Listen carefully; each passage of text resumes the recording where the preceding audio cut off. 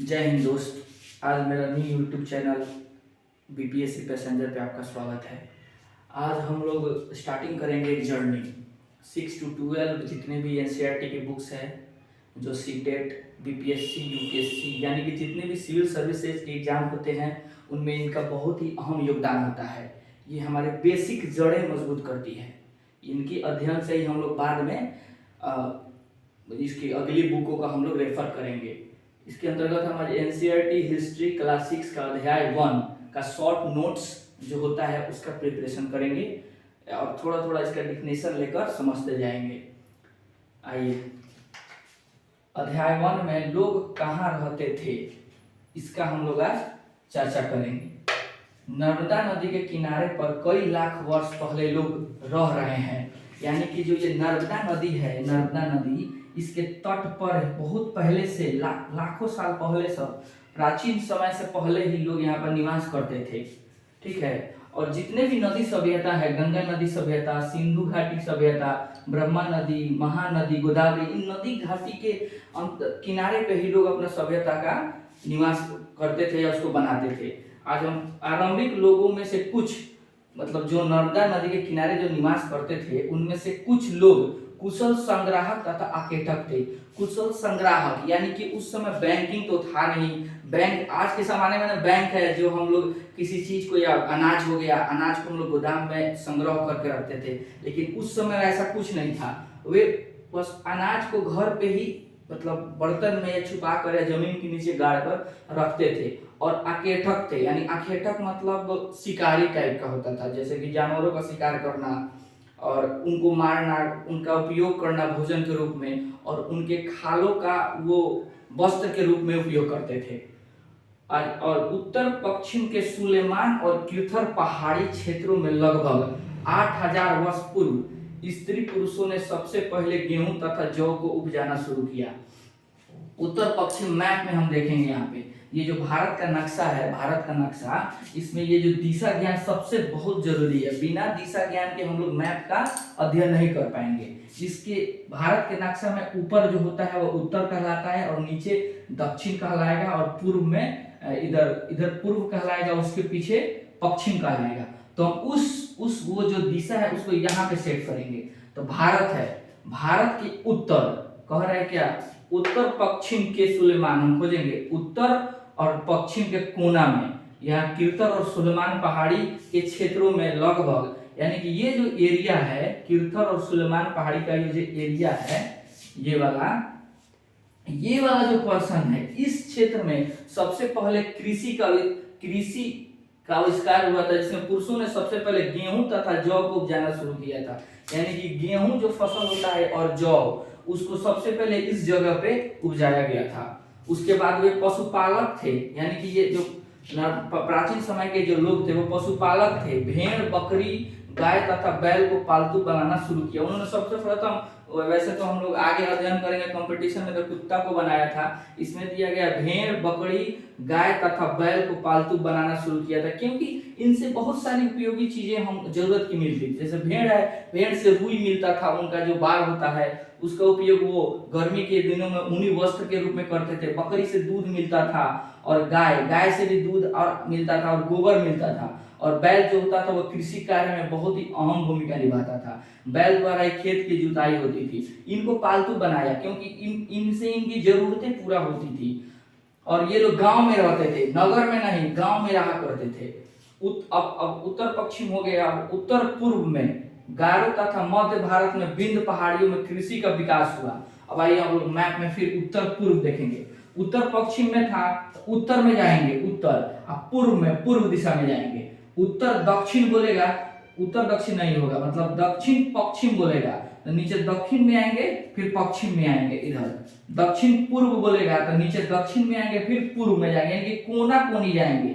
ये जो बोलता है ना, उत्तर पूर्व, उत्तर पश्चिम, दक्षिण पश्चिम, दक्षिण पूर्व, कोना का दिशा बताता है। हम लोग कहाँ जाना है, उत्तर पूर्व में, यानी कि ये उत्तर में आ जाएंगे और पूर्व, तो पूर्व की तरफ जाएंगे और उत्तर में। यहाँ ये जो एरिया है, सॉरी, ये जो एरिया है, ये पहाड़ी एरिया है, हिमालय। वर्तमान में ये सब हिमालय का ही क्षेत्र है। वर्तमान में मेघालय, अरुणाचल प्रदेश, असम असम नागालैंड उसका एरिया है, लेकिन ये ज्यादातर मेघालय में पड़ता है। इस गारो पहाड़ी का जो क्षेत्र है, गारो खासी जयंतिया, ये 3 पहाड़ियां हैं। यहाँ पे एक मॉनसून क्षेत्र है जहाँ बहुत ज्यादा वर्षा होती है सालों भर। इसी पहाड़ी में आके मानसून के बादल टकरा के गिर जाते हैं और इतना बारिश कराते हैं कि वहां पे बाढ़ की स्थिति बन जाती है। तो छोड़िए वो तो आगे की चर्चा है। अभी हम पढ़ेंगे वर्तमान में। यहाँ पे लगभग विंध्य पहाड़ी में वहां पे कृषि का विकास शुरू हुआ था। मतलब सबसे पहले वहां पे कृषि का इस एरिया में कृषि का विकास शुरू हुआ था। विंध्य के उत्तर में सबसे पहले चावल उपजाया गया था। यहाँ पे हम लोग देखेंगे विंध्याचल। आप लोग भारत का जो नक्शा है इसमें आप लोग को थोड़ा दिखाई नहीं दे रहा होगा, जूम करके आप लोग देख लीजिएगा। विंध्याचल यानी कि जो विंध्य पहाड़ी है, विंध्य नदी तंत्र है। ये जितना ब्लैक है ना, ब्लैक में हम बनाए हैं, ये नदी तंत्र है, यानी कि नदी को दर्शा रहा है। तो यहाँ से गंगा नदी निकल रही है, फिर उसके बाद उसकी सहायक नदी है यमुना, जमुना की सहायक नदी है चंबल, और गंगा की सहायक नदी सोन नदी। अभी 6 क्लास में इतना ही हम लोग को पढ़ना है। आगे की कंपटीशन में जाएंगे तो इसको विस्तार से चर्चा करेंगे। तो ये जो यहाँ जो विंध्य पहाड़ी है, ये विंध्य पहाड़ी है ना, ये आपका दीवार का काम करती है भारत का। भारत जो है, भारत का मध्य में है विंध्य पहाड़ी। ये ना एक दीवार का काम करती है। दक्षिण भारत जो दक्षिण का पठार है, जो दक्षिण एरिया है भारत का उसका, और उत्तरी एरिया है जो भारत का, बीच में दीवार का काम करती है। इस विंध्य पहाड़ी में सबसे पहले किसको चावल उपजाया गया था उत्तर में। यानी कि विंध्य पहाड़ी के बोले थे ना, दिशा क्या है, उत्तर माने ऊपर, और दक्षिण माने नीचे, पश्चिम पूरब। पूर्व का उल्टा पश्चिम, प से पूरब, उसका उल्टा पश्चिम। जब ये दो निकल गया, अब उत्तर का ऊपर, उत्तर के नीचे दक्षिण। ये कोड है, याद रखिएगा आप लोग। तो विंध्य पहाड़ी के उत्तर में, यानी कि इस एरिया में, ये विंध्य पहाड़ी है, इसके उत्तर में इस एरिया में सबसे पहले चावल को उपजाया गया था। सिंधु नदी का सहायक नदियों के किनारे लगभग, अब सिंधु नदी आएगा। सहायक नदी वो नदी होती है जो बड़ी नदियों की सहायता करती है, यानी कि सिंधु नदी की सहायक नदियां, यानी कि सिंधु में जल की मात्रा उसकी सहायक नदियों से ही बहुत आके मिलता है। ये सिंधु नदी है। ये वर्तमान में पाकिस्तान, ये मानसरोवर से निकलते हुए कश्मीर होते हुए पाकिस्तान में सबसे ज्यादा इसका एरिया पड़ता है। ये जो सिंधु नदी है, इसका सहायक नदी है आपको सतलुज है, झेलम है, चेनाब है, रावी है, ब्यास है। हम लोग प्रॉपर थोड़ा थोड़ा ही पढ़ेंगे इसको। इनके किनारे लगभग 4700 वर्ष पूर्व आरंभिक नगर विकास हुआ था। 4700 वर्ष पूर्व, आज से 4700 वर्ष पूर्व। 4700 वर्ष ईसा पूर्व नहीं दे रहा है, आप ध्यान कीजिएगा। इसको हम बाद में अंतिम में बताएंगे कि वर्ष पूर्व क्यों बता रहा है। तो 4700 वर्ष पूर्व, यानी कि वर्तमान से 4700 वर्ष पूर्व आरंभिक नगर विकास हुआ था, यानी कि ये हड़प्पा को बता रहा है।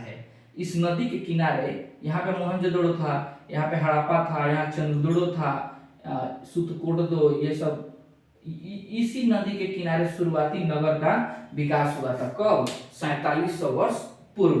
गंगा तथा सहायक नदियां, अब तो ब्रह्मपुत्र का चर्चा कर लिए, सिंधु नदी का चर्चा कर लिए, अब गंगा नदी। अच्छा, एक बात आप लोग मिला रहा है, ये केवल नदी के किनारे क्यों सभ्यता का विकास कर रहा है? और भी तो जगह है, पठार पहाड़ पे करता नहीं कर रहा है। देखो गारो पहाड़ी है तो नदी है, वहीं पे इंसान गया है। देखो सिंधु नदी तट, सुलेमान किर्थर लिखा हुआ है ना, सुलेमान और किर्थर नदी के पहाड़ी क्षेत्र में लगभग गेहूं उपजाया गया था। आदमी ने उपजाया जाके, तो इस पहाड़ी पे नदी है बगल में, तब भी उपजाया है, क्योंकि नदी का बहुत ही अहम योगदान होता है। उससे ना जल जो होता है ना उपलब्ध होता है, जिससे वहां की मिट्टी उपजाऊ होती है। और उन लोगों को पता था ये चीज, और वो जानते थे कि हाँ, नदी के किनारे ही सभ्यता विकसित होगा। पीने का पानी मिलता था, उसके बाद कपड़ा, जो भी, पानी के बिना कोई जी सकता है। इंसान का 70% शरीर जल से बना हुआ है, तो पानी के बिना तो कोई काम हो गया नहीं। इसीलिए नदी के किनारे सब सभ्यता का विकास हुआ है। सिंधु घाटी सभ्यता आ जाएगा। जितना आज भी है, ये जो एरिया है दोआब का, गंगा नदी का क्षेत्र, यहीं पे सबसे ज्यादा जनसंख्या है, क्योंकि इनसे ये सारा एरिया उपजाऊ होता है और कृषि विकसित एरिया हो जाता है। छोड़िए, पॉइंट पे आते हैं हम लोग। सहायक नदियां तथा समुद्र तटवर्ती क्षेत्रों में नगर विकास। देखिए सब जगह नगर विकास हो रहा है। गंगा नदी की सहायक नदी, सिंधु तथा सहायक नदी के किनारे, उसके बाद से ब्रह्मपुत्र नदी के किनारे, सब जगह ही सभ्यता का विकास हो रहा है। धीरे धीरे था। गंगा तथा सहायक नदियां और समुद्री तटवर्ती क्षेत्रों में नगर विकास 2500 वर्ष पूर्व हुआ था। फिर आया 2500 वर्ष पूर्व, यानी कि वर्तमान से 2500 वर्ष पूर्व, ईसा के जन्म से पहले नहीं, वर्तमान से। तो गंगा तथा सहायक नदी, ये कौन सा, ये गंगा है। इसकी जितनी सहायक नदी है, सोन नदी है एक सहायक नदी, एकमात्र सोन नदी है जो दक्षिण से उत्तर की ओर जाती है और गंगा में मिलती है। बाकी सब नदियां दक्षिण की तरफ ढलान है, वहां पे प्रवाहित होती है, लेकिन एकमात्र नदी है सोन नदी जो गंगा में उत्तर दिशा में जाके मिलती है। इसी के किनारे, इसी एरिया में तटवर्ती क्षेत्र और समुद्र के किनारे के, जैसे गोदावरी हो गया, ये नर्मदा हो गया, ताप्ती हो गया, महानदी, ये समुद्री इलाका है। और भी कृष्णा नदी है, पेरियार नदी है, सबके किनारे सभ्यता का विकास हुआ था। कितना, 2500 वर्ष पूर्व। तो ये एरिया मगध का क्षेत्र कहलाता है, मगध। और हम अब आपको समय का थोड़ा सा बता देते हैं। इसमें और सारा टॉपिक है जो अब पहले समय को आप लोग जान जाइए, उसके बाद नेक्स्ट टॉपिक हम समझाएंगे, ठीक है। इसको स्क्रीनशॉट लेना चाहते हैं, ले लीजिए स्क्रीनशॉट। 6 क्लास का लिए अति उत्तम है।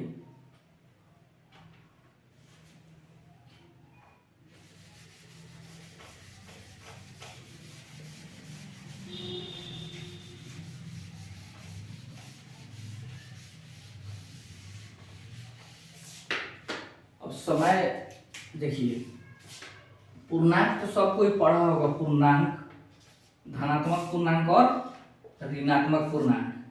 मान लीजिए ये 1 वर्ष है, 1 ईस्वी है, ठीक है, और ये वर्तमान है 2022।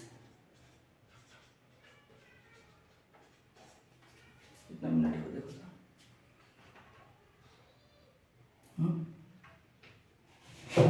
बोला नहीं, रोक दो।